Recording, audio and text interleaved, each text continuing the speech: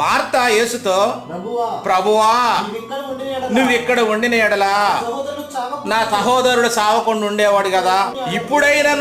ఇప్పుడైనా ప్రభువా నువ్వు ఇప్పుడైనా నీవు దేవుని ఏదడిగినా. బాగా అర్థమైందా పాయింట్? ఇక్కడ ఒక పాయింట్ ఉంది. ఇక్కడ ఏమంటుంది మార్త?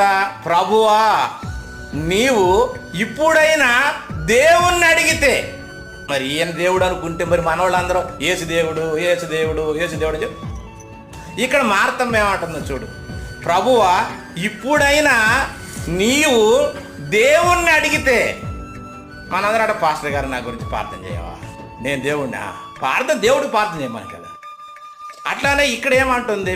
ప్రభువా నువ్వు ఖచ్చితంగా దేవుణ్ణి ఏది అడిగినా కూడా దేవుడు నిన్ను ప్రేమిస్తున్నాడు కాబట్టి ఆయన నువ్వు అడిగింది ప్రతి ఒక్కటి చేస్తాడయ్యా అని చెప్పి ఆమె అంటుంది.